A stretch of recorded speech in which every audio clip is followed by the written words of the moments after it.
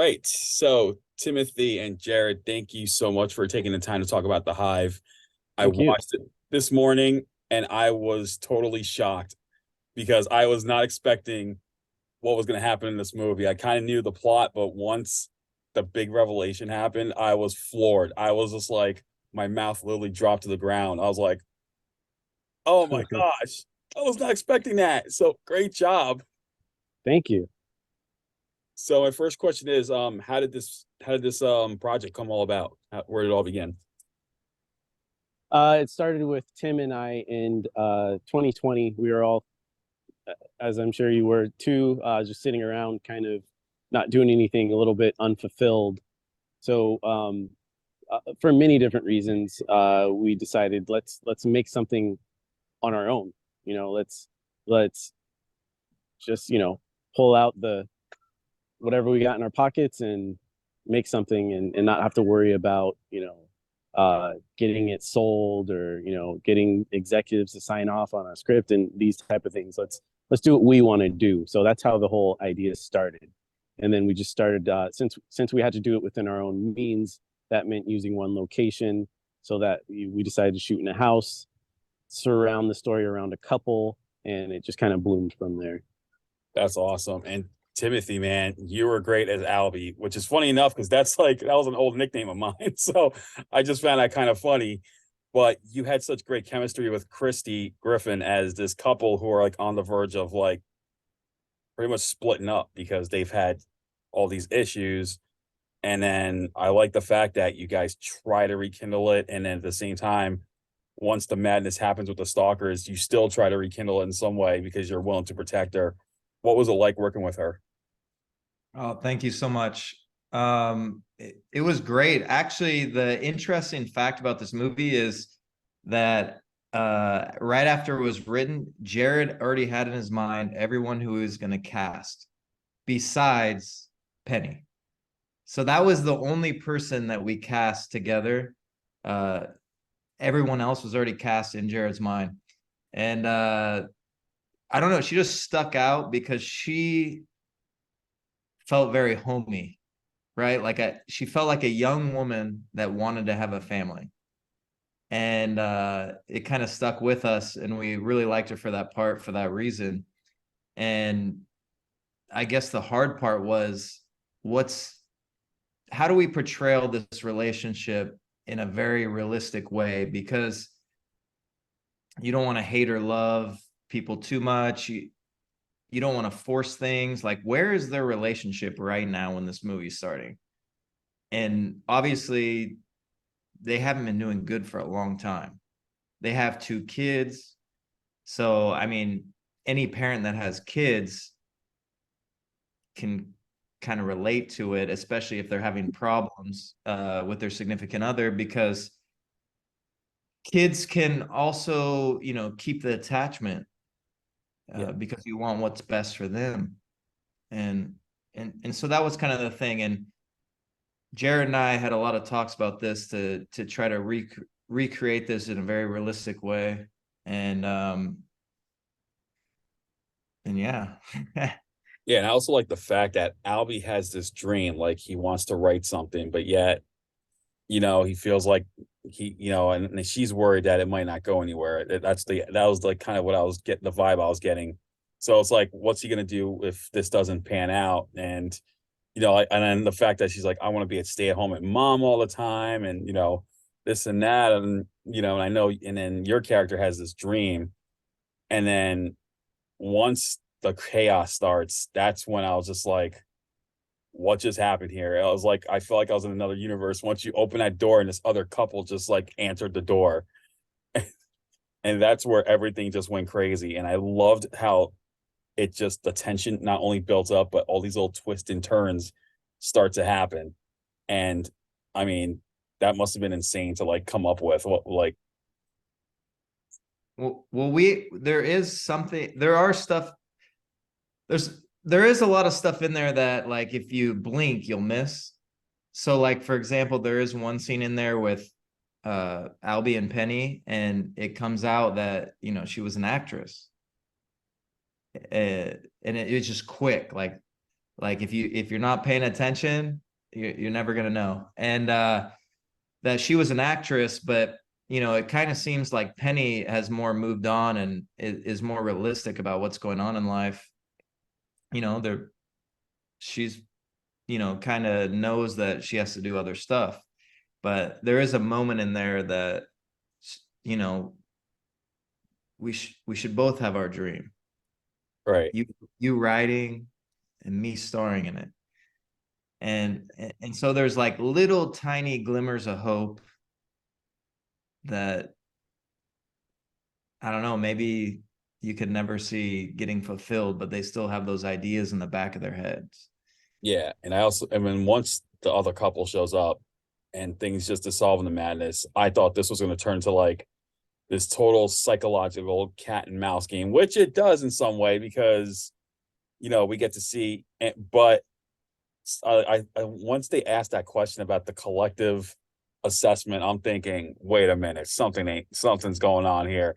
I'm like, wait a minute, like I didn't think about it at first, but once but I thought like they were gonna like these stalkers and they're looking for information on like maybe they hid something in the house, maybe they hid something you guys are looking for, and that's what they referred it to, you know.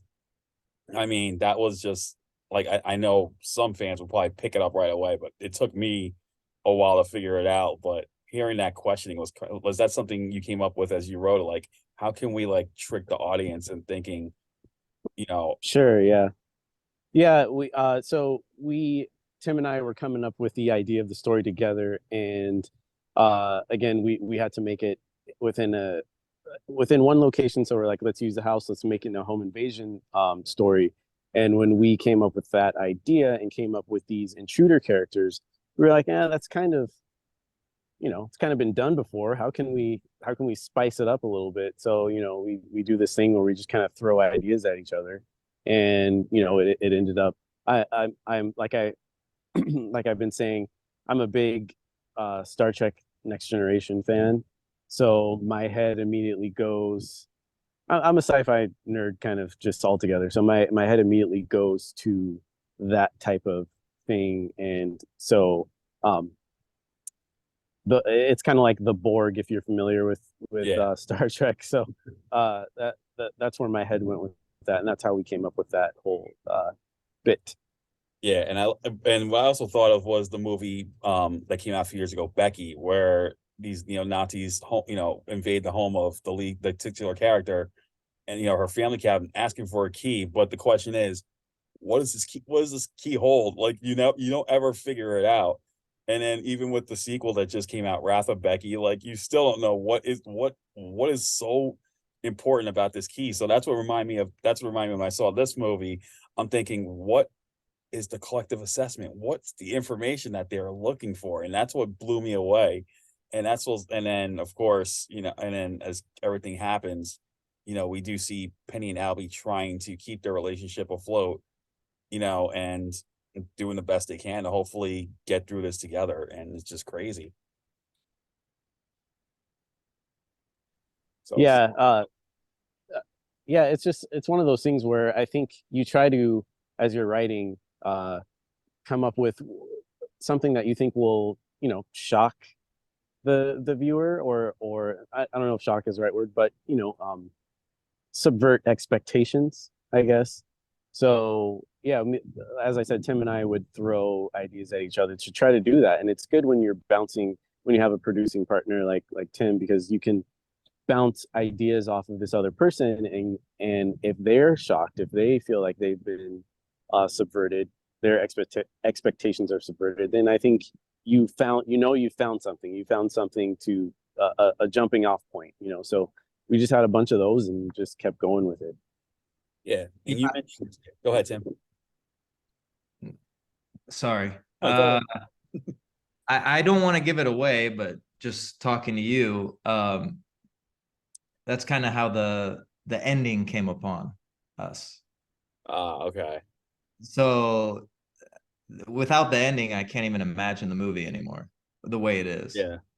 Exactly. Like once everything came in and happened, I was just like, Wow. I was like, that was not expect like totally unexpected, but definitely worth checking out. And so my next question is, you mentioned that you only had this one location. How long did shooting take?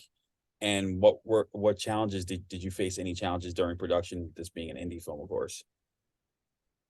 Sure, yeah, there were, as you can imagine, tons of challenges, which we were prepared for.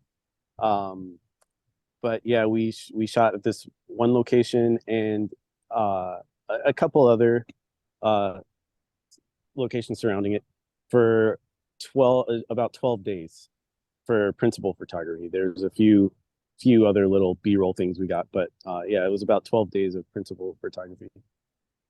Tim?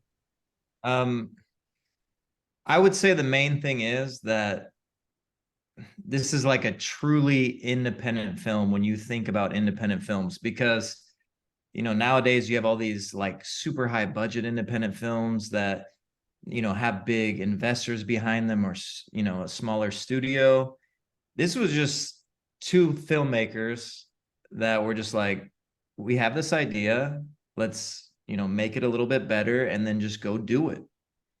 And so if you're a fan of independent filmmaking, this is it for you.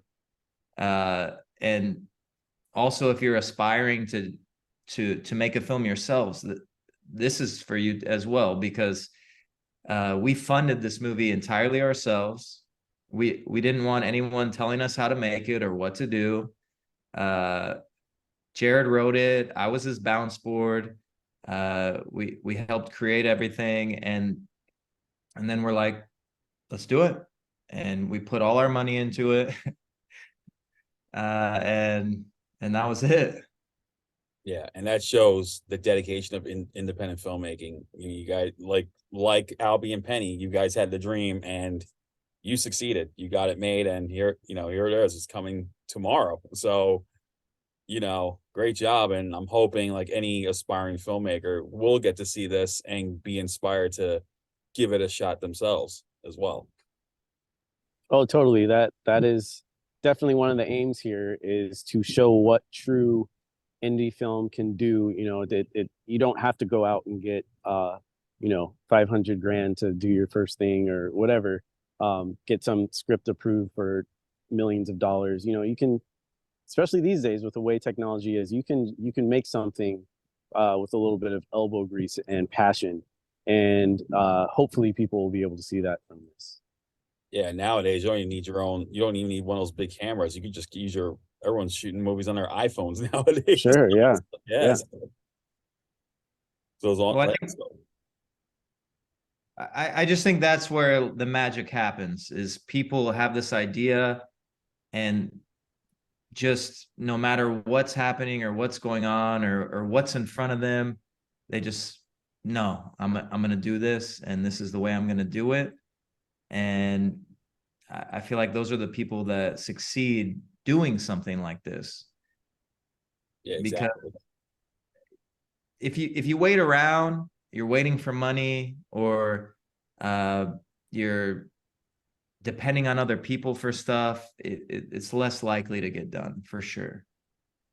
Yeah, exactly. And so I'm hoping like people will get to see this. And so with that said, is there another project for you guys coming up next that you're kind of working on, or see how this one does first? I think for me, it's a little bit of both. Um, we do have some ideas to be able to expand in this universe, but it would take substantial amount of more backing or funding, simply because we would want to go bigger. We would not want to operate in the little microcosm of this home, but go more global with it. So kind of waiting to see what this does, but also there's a couple things on the horizon for both of us. Awesome. Well, I hope everyone gets to see the Hive. It'll be out tomorrow. And Jared and Tim, I think you guys are an guys are definitely an inspiration to indie filmmakers and those who want to go into indie filmmaking. I totally think you are with this. And I hope everyone gets to see this and it becomes a hit and you guys can expand on this, because I would love to see this get a follow-up for sure. Thank you so much. All right, you guys take care and you have a good day. You take care. Thank you. All right. Thanks so much, Albert. All right.